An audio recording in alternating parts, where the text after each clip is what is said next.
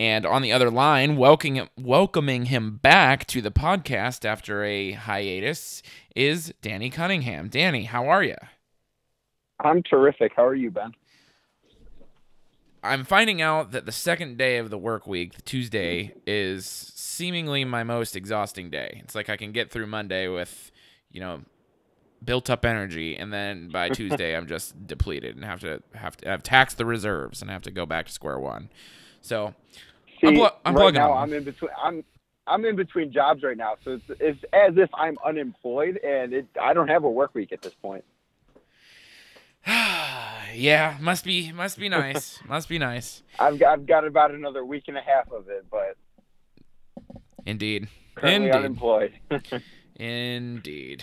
Well, anyway, so I think the listeners, Danny, are just dying to hear some of your Notre Dame talk, so we won't make them. And I know, I only have you for a certain amount of time here today, so we might as well get right on down to it. So first of all, the one thing that I want to talk about that, on Twitter I said I was going to stop talking about, but I just can't help myself, is the whole idea of, this whole Georgia thing and the Georgia invasion of South Bend on Saturday.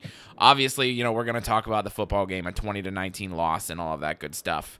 But the number one thing that it seems like all the Notre Dame fans want to talk about, besides what happened between the white lines on Saturday, was how many daggone Georgia fans were sitting in Notre Dame Stadium. Before I even really... I know you know a little bit about how I feel about this. I've written on it. I've tweeted about it. But let me just get your take on your level of concern, I guess, and whether or not you think this is a big deal whatsoever. I really don't find it as a big deal. And I think part of this is because I live in Cleveland currently. And, during the World Series last year, there were tons of Cubs fans here for the Indians-Cubs World Series. And I think that obviously the stage wasn't as big as that. I mean, the World Series is the be-all, end-all of baseball, and this was just the regular season game in September. But Georgia hadn't been above the Mason-Dixon line in my lifetime. I mean, in forever, it seems like.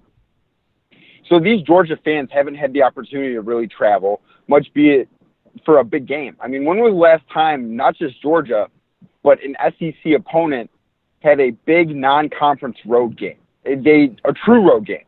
Because when you look at, sure, Alabama played USC last year. Where was it? It was deep in the heart of Texas. That's neutral site. It's much closer to Alabama than it is to California. The SEC doesn't do this, and that's why it wasn't a big deal. These fans have been waiting for a moment like this for some of them their entire lives. And for it to not only just be the first really big true road game, but to also be at such a unique and historic venue like Notre Dame Stadium, you can't blame them for shelling out as much money as they did to not only go to the game, but spend the entire weekend in South Bend. And truthfully, I give kudos to a fan base that does that.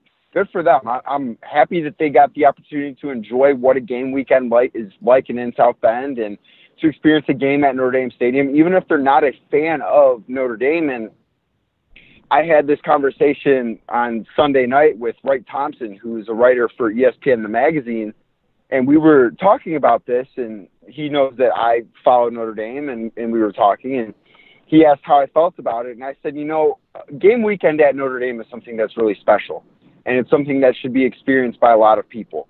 And he absolutely agreed. He said, whether or not you love Notre Dame, hate Notre Dame, completely indifferent of Notre Dame, going to Notre Dame for a game is something that every college football fan needs to attempt to do at least once. It doesn't matter who the game's against, but it's something that's special. And I'm happy Georgia fans got to experience it. It doesn't bother me that a lot of them were there. In fact, I think it's rather impressive. When you take into account the fact that Georgia fans not only came to South Bend, but went to Chicago, saw a Cubs game.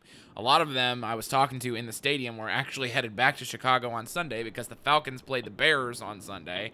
When you take all of that into account, and you take into account that, like you said, they shelled out, I heard stories of people shelling out $3,000 for tickets and parking passes.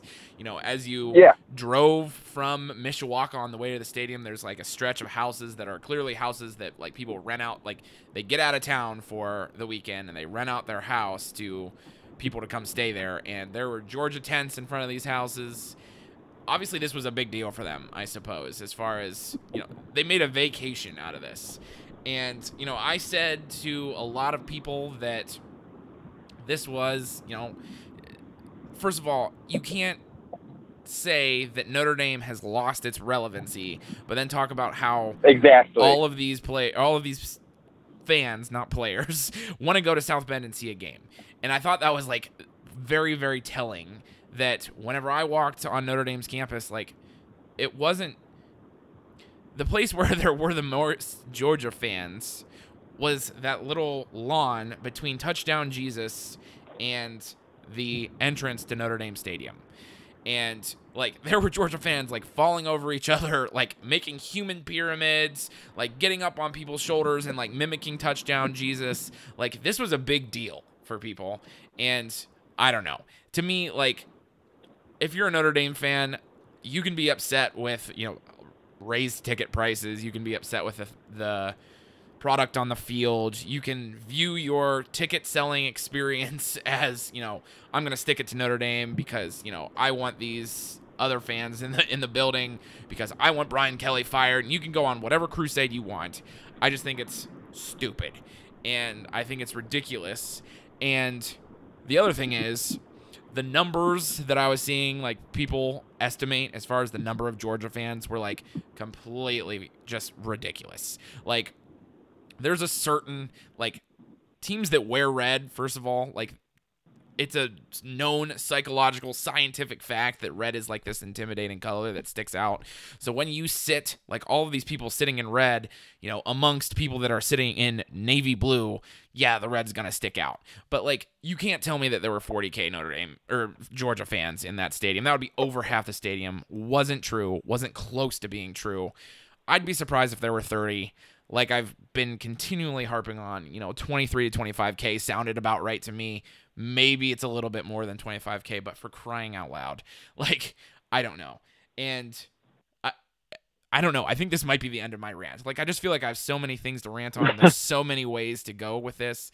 And, like, people trying to stick this to Notre Dame and make this sound like it's somebody's fault or somebody else's fault or whatever. It's just like, it's just all ridiculous in my view. Like, Georgia fans wanted to go. They paid a lot of money. Free market. Go ahead. Exactly. You make a lot of really good points, and I agree with you. And what's going to happen next year when Notre Dame goes to Georgia? There's going to be a ton of Notre Dame fans there. Not only because, one, Notre Dame hasn't played at an SEC venue in forever, but there's Notre Dame fans everywhere. But that's not going to be made a big deal about because it's not at Notre Dame. Again, when 2022 or 2023 comes and Ohio State plays at Notre Dame, the same thing's going to happen then. There's going to be a lot of Ohio State fans there, especially with the close proximity of these two schools and having not played in the regular season in forever. So it's going to happen again, but it's not a bad thing. It's good for these schools and the fans to get to experience something that they've never gotten to be around before. Yeah, and left out of the equation to what we're saying, and I kind of try to touch on this when I wrote about this, but, like, the Notre Dame fan base is all over the country. There are Notre Dame fans in Southern California. There are Notre Dame fans in New York City. So not every – I don't know. I've had people that are not Notre Dame fans try to tell me, like, try to make fun of the, and they use the air quotes, Notre Dame faithful type of a deal. And it's just like, do you understand, like, how many Notre Dame fans they are? Like, they're not all centralized in South Bend. It should come as no surprise. No, South Bend. There's nothing near in South Bend except for Chicago. So South Bend is not a big place either. No. It's not as if Notre Dame's in the heart of Columbus, Ohio, or Athens, Georgia. Right. South Bend is it's a little town in the middle of nowhere, Indiana. Yeah, you go to South Bend to get your education. You might stay nearby in maybe Indianapolis or Chicago, but other than that, like, you're spread all over the place. It's not like, and you're like, you are there for 4 years. Right. And Notre Dame doesn't have the towny fans that, like, Ohio State does either. Like, your average. Well, and the school's not that big. Right. That's another thing. Notre Dame's enrollment right now is, I don't have an exact number, but it's somewhere between 11,500 and 13,000. Yeah. Ohio State's got over 60,000 students. Georgia's got over 40,000 students. Like, that's another thing that goes into it. And that's why there's so many Subway alumni, which you and I both tend to be. But it's just different because of Ben being what it is and where the school's located and the enrollment and all those things make Notre Dame's fan base so unique to every other fan base in the country. I mean, the only other one that's somewhat comparable is the fan base of Duke basketball. Yeah, that's very true.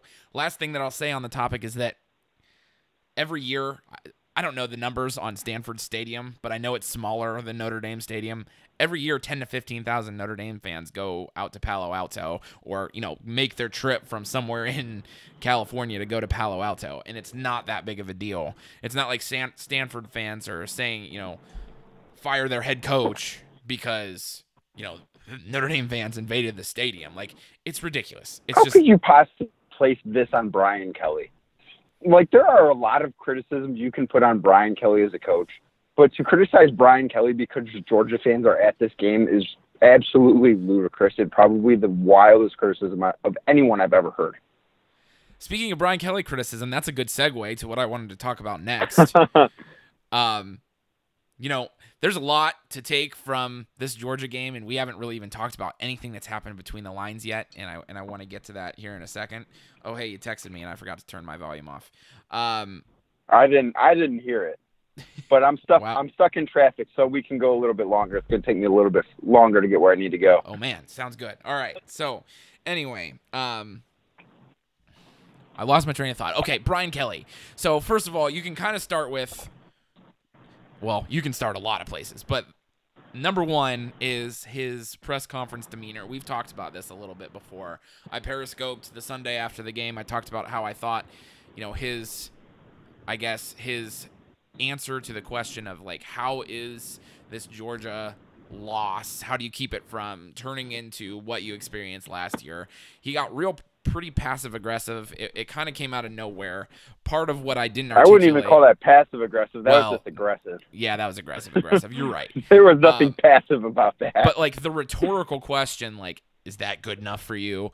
Like, I guess that was kind of what I deem as passive-aggressive, but we could split hairs all day. But anyway, regardless, he kind of acted like a jerk. It kind of came out of nowhere because the rest of his press conference was fairly docile.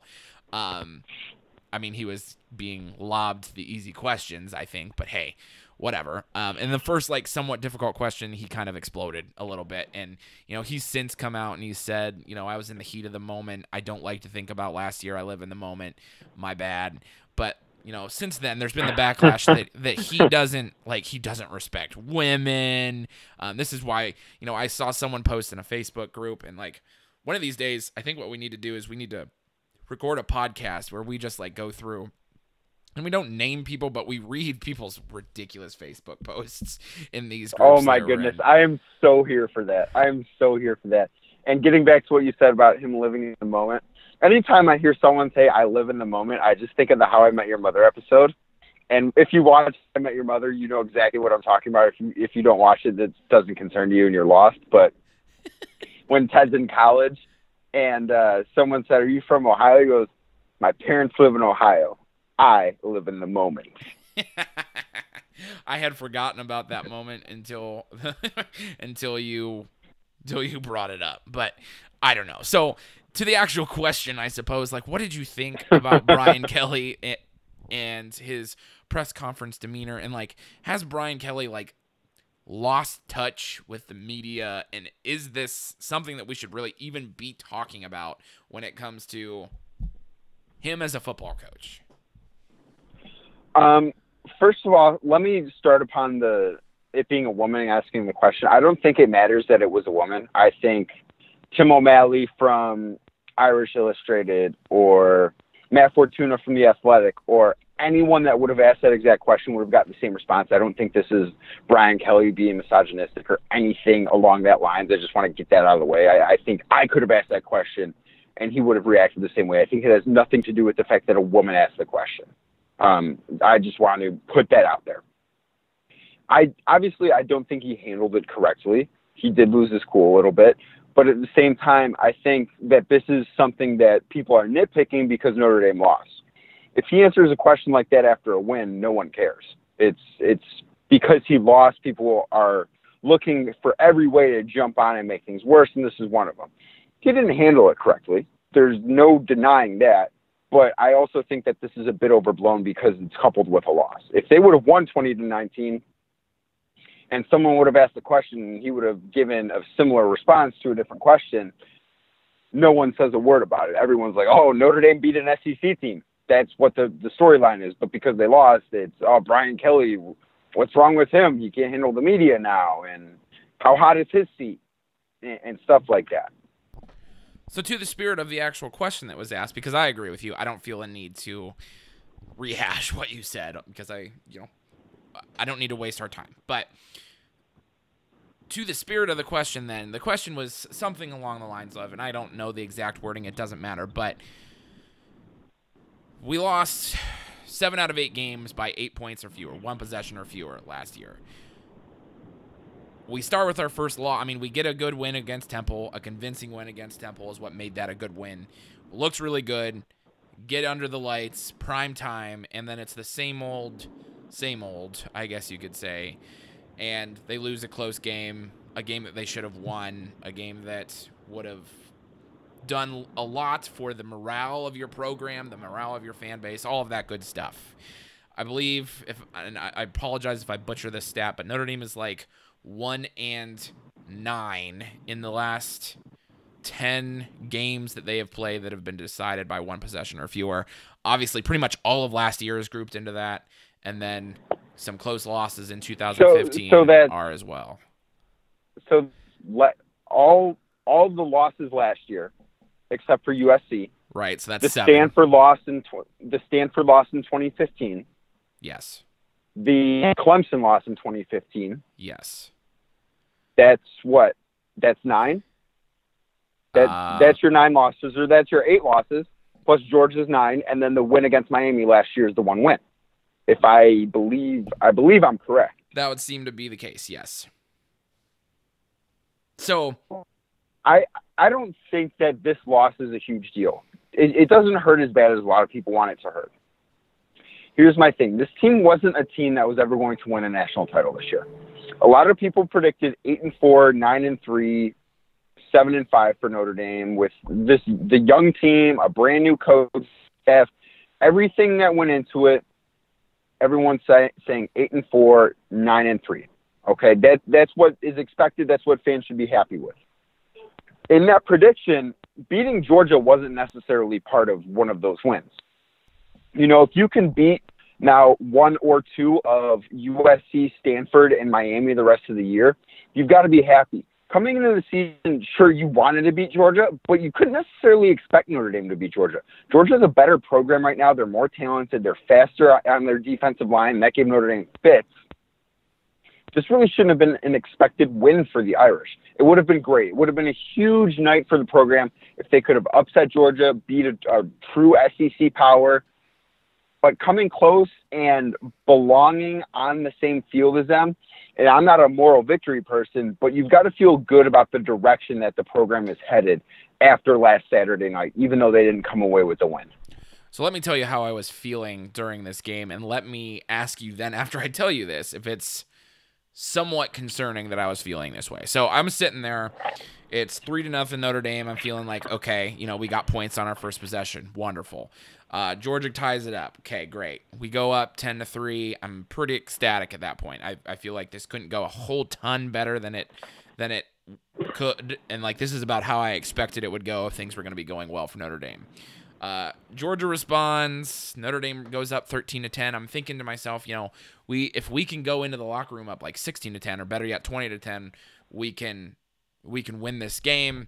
They kind of squandered a good field position opportunity right before halftime. They ended up giving the ball back to Georgia, but they did damage control, I suppose. That being said, when we come out in the second half, we go up 16-10, and I just think to myself, boy, we're like, this feels like the type of game that Notre Dame is going to lose. And like, this is like immediately after, like they had come out from the second half. They stopped Georgia on the first possession. They go down, they kick a field goal to go up by 6 points. And I'm just like, I don't think we're going to win this game. I've seen this movie before because I pretty well knew. I was like, Georgia's going to break through for a touchdown here soon. And that's exactly what happened. In the back of my mind, I'm thinking, if this is a different type of Notre Dame team, they will score a touchdown here at the end to win it. We went up 19-17. We got the ball back. We could have scored a touchdown, put the game out of reach. Didn't do it. Even after we get down 20-19, we still have 2 more possessions to go and even just get a field goal at that point to at least put some pressure on the Georgia offense. It didn't happen. Is it concerning at all that, I, who have watched pretty much every snap of Notre Dame football for the last, I don't know how many years, at 16-10 legitimately had like a legitimate worry that we were going to lose this game?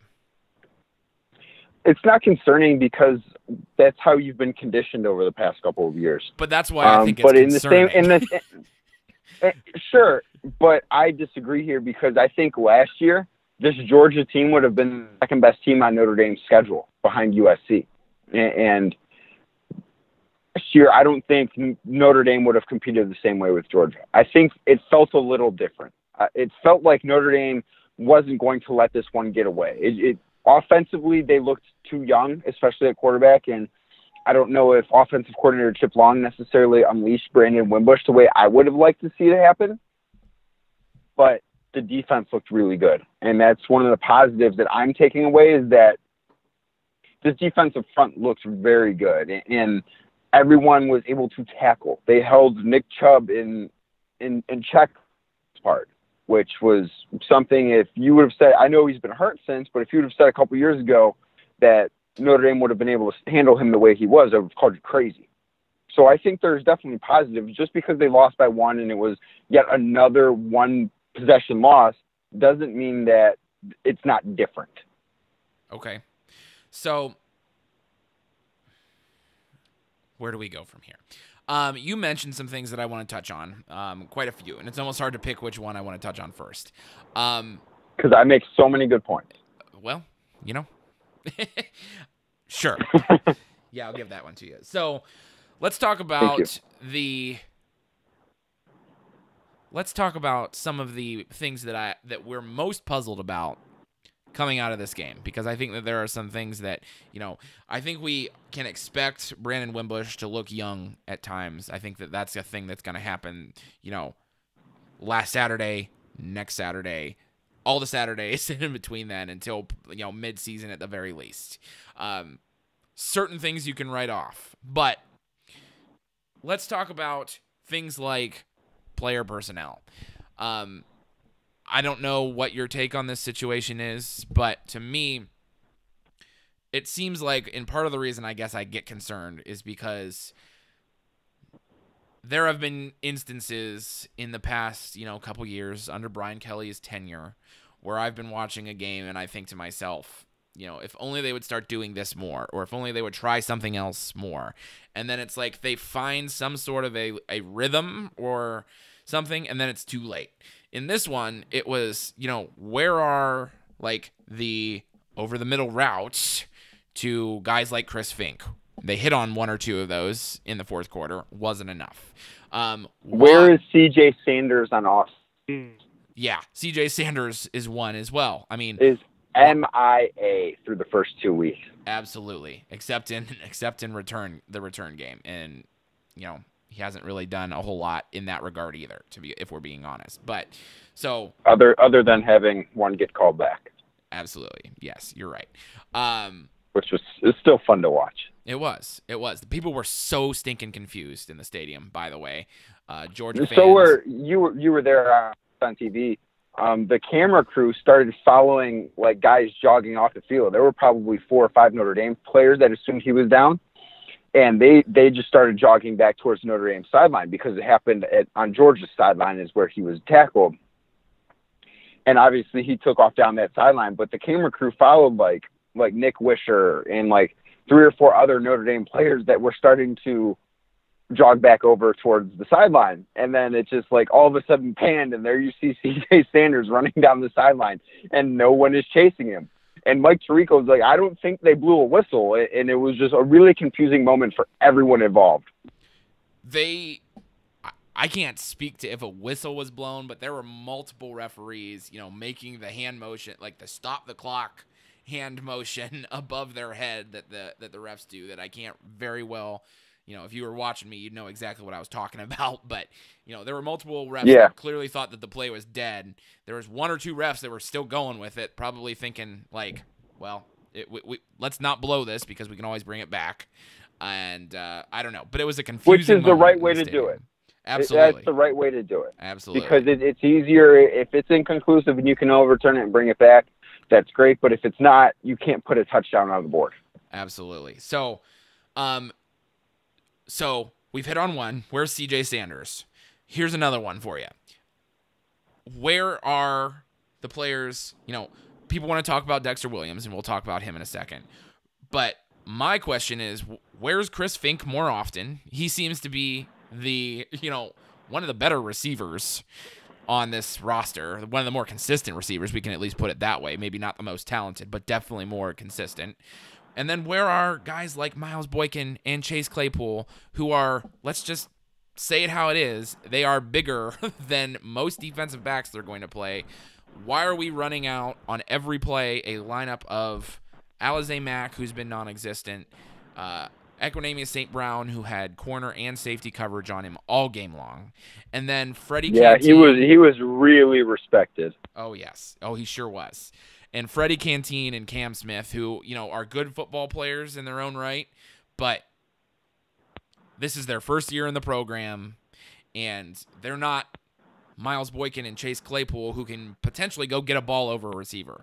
Like, does it bother you at all that, the thing that's even more contradictory to me is that, the defense is, rotating players through, they're making, line changes in hockey, it seems like. The offense, however, is sticking to those guys. Miles Boykin and Chase Claypool come in for a play, it's a run play, then they're back on off. Does that bother you at all? A little bit. I would like to see more 3 and 4 wide receiver sets with those guys as opposed to how many 3 tight end sets as we have.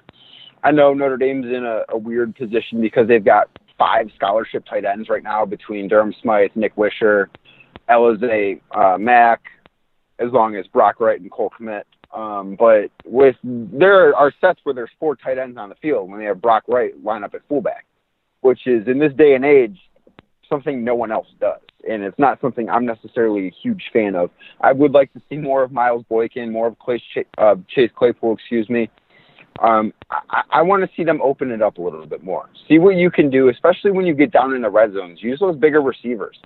Throw the ball up and let them go get it. That's something that's easy, and Notre Dame should have no issue doing with guys like Equanimeous St. Brown and Claypool and Boykin. And those guys, let them go make plays on the outside. I'd like to see Notre Dame do more of that. Yeah, and I guess maybe part of the criticism, that people could say in response to what you said is that, Brandon Wimbush hasn't looked like he's known where to go. I shouldn't say he hasn't, because I guess he did in the Temple game. But against Georgia, he didn't look like he knew where the ball needed to go quickly. And he missed some, things that as far as what Georgia was doing, where the blitz was coming from, blitz recognition, I guess is what I can sum it up as.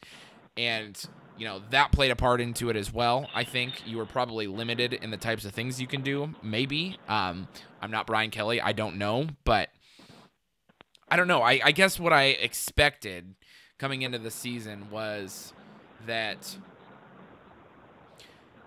when Brandon Wimbush was, going to be a young quarterback, a struggling quarterback, when those things were going to manifest themselves, he would have 6'4" Alize Mack, 6'4" Equanimeous St. Brown, 6'4" Miles Boykin, and 6'3" Chase Claypool, or whatever the heck they are, to throw to and just throw it up. Because the most frustrating thing for me watching Notre Dame's offense on Saturday was every single time Equanimeous St. Brown to the wide side of the field, corner pressed on him, safety over top. That's what you want the defense to do. That is the recipe for a team that can run the football, and they ran the ball for 400 yards against Temple. That is the recipe for, a read option type of a thing. Because, I mean, you take 2 defenders out of the play with Equanimeous St. Brown. You isolate one defensive end because of the read option, and like you feel like you should have some creases. Notre Dame didn't have any, and some of that speaks to Georgia's speed. Some of that speaks to the fact that the offensive line play was inconsistent most of the time, and I don't know. I just think that they were limited in what they could do, and they were limited in what they tried as well. And that also kind of speaks to the point that I touched on a little bit earlier in the fact that Dexter Williams got not one single carry, and it's not like he was being disciplined. It's not like he was hurt, because he's out there being Notre Dame's best gunner on punt coverage every single time. Yeah. So I don't know. What could we have done differently? What needs to be done differently? Obviously, I would like to see Dexter Williams more involved. I know that's something that everyone that watches Notre Dame football has touched upon in some capacity this week. I also think part of the reason they were unsuccessful is this was a little bit too big of a jump for Brandon Wimbush to go from the speed of Temple's defense, who was nowhere near the level they were under Matt Rhule over the past couple of years. I mean, looking back at 2015 when Kaiser and Will Fuller and those guys went into Philly, that was a really solid Temple team, and that defense was legit. But this year's Temple defense was nothing like that. And I think the speed of those guys versus the speed of the SEC defenders in a pretty damn good defensive line that we saw from Georgia kind of overwhelmed Wimbush a little bit. And that could be part of the reason why he missed some throws that need to be made. And not everyone's going to talk about that, but I think he was a little bit worried about how fast they were.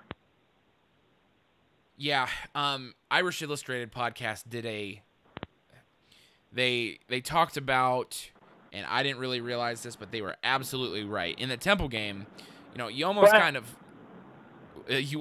kind of lost track of the fact that, they dominated that game for most of the game, but there was something like 20-some game minutes between scoring a touchdown at the beginning of the second quarter in that game and then not scoring again until mid to late third quarter, where Notre Dame went on a there was that lull, significant dry spell. You want to know who ended that? They came in, handed the ball to Dexter Williams, and 2 plays later they scored a touchdown. So, this is the type of thing that I guess really irks me about Notre Dame football over the years, is that it just doesn't seem like there's the consistency. And Brian Kelly keeps using this phrase like attention to detail, attention to detail. This player isn't playing because attention to detail. We don't know what the heck that means, but it seems like the details are telling you that Dexter Williams is pretty darn good when you can get him in a one-on-one in space, and he can maybe, use his quickness that is different than the quickness that Josh Adams has. Those are the details in my book. And it doesn't necessarily seem like my boy Brian Kelly is paying attention to detail himself. And I mean, I know a lot of that falls on the assistant coaches because Kelly is the CEO this year. He's got his hands off in a lot of issues. I understand that. But come on. Why are we pounding our head against the wall doing the same old thing, and then it's just not working? And I don't know that you have the answer to this question. I don't know that really anyone has the answer to that question, but I guess it's just why I'm frustrated. Attention to detail is things like pass blocking and blitz pickup and stuff like that. That might be a reason why not only Dexter Williams, but I'm speaking attention to detail here, not pass blocking. But Chase Claypool and Miles Boykin can't get on the field. Maybe when they're running a route that's supposed to be at 10, they're making their break at 8, or they're not quite getting to where exactly they need to be. And sure, you can be a better athlete, but if you can't do things the way they're supposed to be done, you're not going to get on the field. And that's not something that Brian should be telling us as media members. We shouldn't be made aware of those things because you don't want him to throw the kids under the bus. But that's a very possible reason as to why they're not on the field. Is Brian Kelly making this point at the expense of potentially losing us ball games, though? No, because if they do something wrong in the game like that, say they're supposed to be at 10 on a route and they break it off at 8, that could be a pick 6. Those little things are things that are huge differences, and the common college football fan is not going to understand it But having played college football at a scholarship level, that's the difference between 6 points one way or a first down. Like, those 2 yards make such a difference, and it will keep kids off the field, and rightfully so. I have no problem with kids not being able to play because they're not doing things the way that they need to be done. Because when you're trying to teach things a certain way and they don't do it a certain way, it's not going to end well.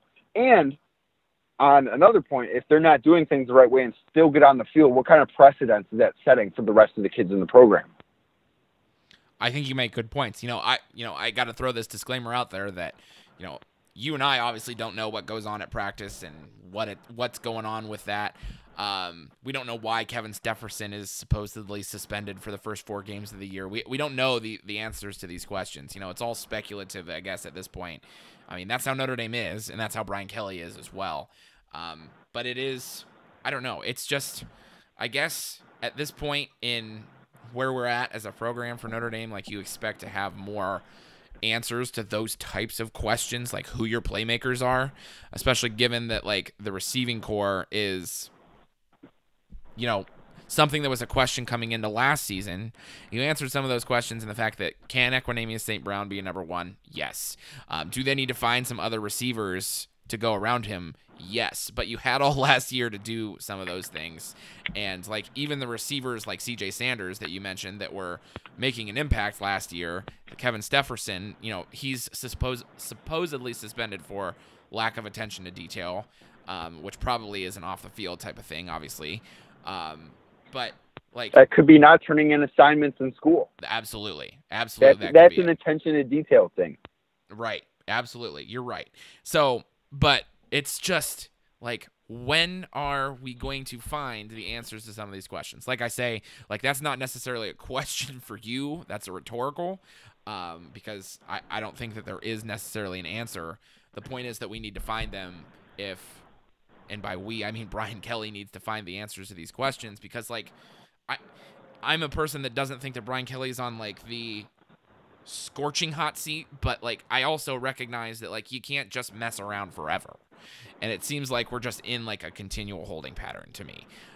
So, like, by no means am I calling for Brian Kelly's head. Like, the people that are doing that right now, just stop.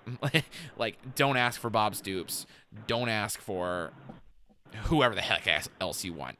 It's just ridiculous. Les Miles? Les Miles would be so bad here. So bad. I know. But because you can't eat fake turf. That is a very, very valid point. But anyway, no one thinks about that. That man can't coach on artificial grass. He just can't. It'd be unfair to America. I did see, and this is an interesting point that is like a digression, but hey, I did see someone saying with, on a Twitter tweet or a Facebook group or somewhere, I don't know, that with everything that's going wrong at Ohio State right now, like, the stars are just aligning for Urban Meyer to fake a heart attack and come coach in South Bend. And it's just like, oh my goodness. Yeah, Urb's going to have those fake chest pains, man. Golly nuts. He's coming down. Those fake chest pains are coming back. Just like when Tebow left and when JT Barrett leaves him, oh, my chest. But, gosh, like, I just wish that Notre Dame would win enough so that we wouldn't have to hear, like, all of these speculative coaching searches. And, like, I never thought, honestly, although I shouldn't find it, I don't know, surprising, that after 2 weeks of the college football season, some Notre Dame fans are still calling for Brian Kelly's head. Like, I thought we had put some of this to rest, at least till midseason. But, what can I say? See, I think as long as Notre Dame is above 500 this year, Brian Kelly needs to come back. Because this team went through so much turnover, both with guys not coming back and transferring and whatever else, to go along with a brand new staff for the most part. It's unfair to not give this experiment at least 2 years. And I know that, yeah, BK's been there and this is his 8th year or whatever, but you've got to give this a couple years to get going. You can't just make that this, if it doesn't work this year, it's not going to work. You can't have that mindset. Brian Kelly needs at least 2, maybe 3 years with this staff to see if it works. And then if it doesn't work then, sure, get rid of him. But until then, I feel it's unfair, and you're only setting the program back further by cutting your cord now. Absolutely. I think I've ranted about everything that I wanted to talk about specifically. Is there anything we missed or that you want to talk about before we wrap up here?